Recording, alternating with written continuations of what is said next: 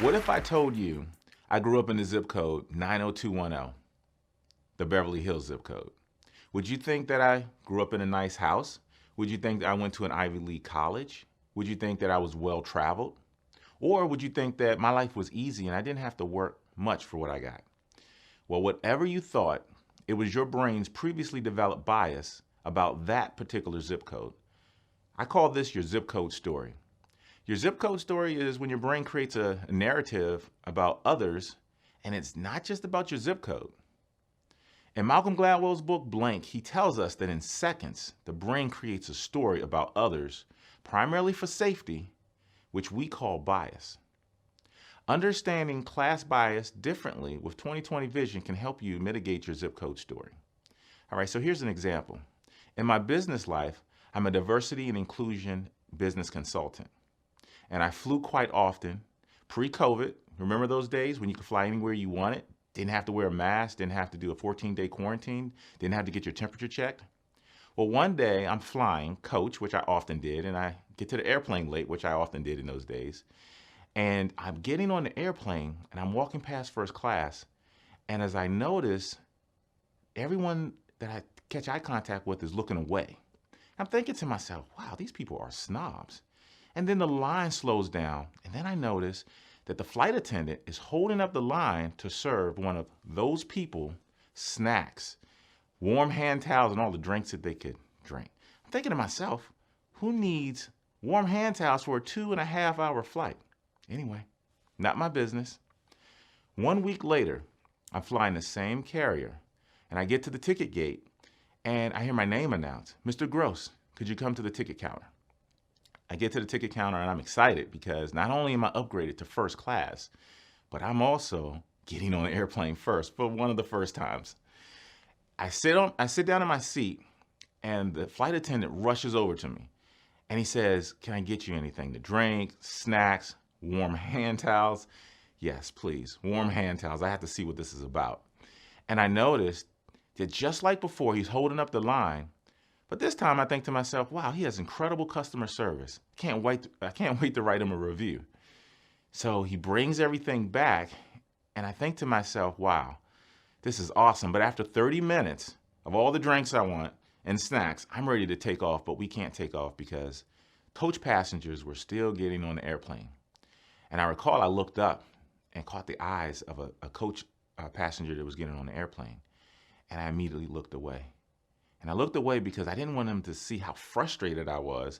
I just wanted him to hurry up and get on the plane. I had been sitting there drinking soda, eating almonds for 30 minutes. I was just ready to get in the air. It wasn't until the plane took off that I could really think about what happened in both of those situations and how those stories were different. I was also reminded of a book called Thinking Fast and Thinking Slow by Daniel Kahneman that says we have two systems in the brain. System one is our fast brain, where our knee-jerk reactions live, our biases, our stories about people in first class and about people in coach. He also says that we have the slow brain, system two, where our brains process information and allow us to make decisions based on logical and reasonable information. In each situation, my brain, my fast brain, used a limited amount of data to create a narrative about each situation, one in coach and one in first class. Either way, I was responding to my fast brain. My brain had built an algorithm of information from my own background and past to create this narrative, which we do without being aware of it, without intention, and without control. The real challenge is not about not having biases, because we all have biases. The real challenge is moving from our fast brain to our slow brain, where we have the opportunity to mitigate our zip code story as well as our biases. Mitigating our zip code story is important because whether we grew up in first class in life or coach, we all have a zip code story. Our zip code story is not just about where we grew up, it's about how we grew up. It's about education or the lack of it. It's about exposure or the lack of it. It's about mentorship or the lack of it. It's about access to first class with warm hand towels or the lack of it. It's about the conversations you had around your dinner table. It's about the sights and sounds outside of your house. Let's take a page out of my father's zip code story. My father was raised by his great-grandparents who had a 4th grade education. He grew up in rural Charles County, Maryland, where he grew up in a house with no electricity and no running water. My great-grandparents or his great-grandparents never even showed up at his high school football games or his graduation. And when I asked why not, he said it was the norm for his community for the parents not to show up because they didn't have access to transportation. And I said to myself, wow, whose parents wouldn't show up to their child's graduation? But that was my own bias because I had a different zip code story. So back to my father's zip code story. When he graduated from high school, he joined the military, where he had an opportunity to join the prestigious West Point Military Academy. Once in a lifetime opportunity. However, he declined this opportunity because he didn't have the guidance to make the decision. He didn't have the understanding and know-how. He didn't understand how this might change his trajectory in life. I often think to myself, how might my life be different had he made a different decision? But hindsight is 20/20. You see, my dad's zip code story is just one of many zip code stories where opportunities exist, but because of the lack of guidance and understanding of how important opportunities are not capitalized on. And so this becomes a challenge for the next generation who want to live beyond their own zip code story, who want to move and create a new story.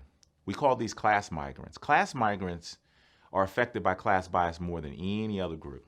According to a Harvard Business Review article entitled, "Why Companies Should Include Class in Their Diversity and Inclusion Discussion," a class migrant is a person who grows up in one social class and then moves to another social class at some point in their life. For example, if your parents were working class and didn't receive a college degree, you come along, receive your college degree, and then get a corporate job, you would be considered, based on this definition, a class migrant. Class migrants can feel burdened by living in two different worlds and not feel like they fit in. They can also find themselves in lack of guidance to capitalize on these opportunities. Class migrants can also feel rejected. They can feel a need to belong. Why is class migration important to understand? Because more than half of college graduates in the future are coming to a job near you. And if we don't know how to support class migrants, it's going to decrease our innovation and performance within our companies. Understanding class migration is important because it is the workforce of the future. Take Google, for example. They used to only hire from the top schools, but they realized that the top job candidates don't come from the top schools. They come from the community colleges, from the state colleges. Google realized by hiring more class migrants, they can increase their innovation, their performance, overall diversity and inclusion, and ultimately increase employee retention.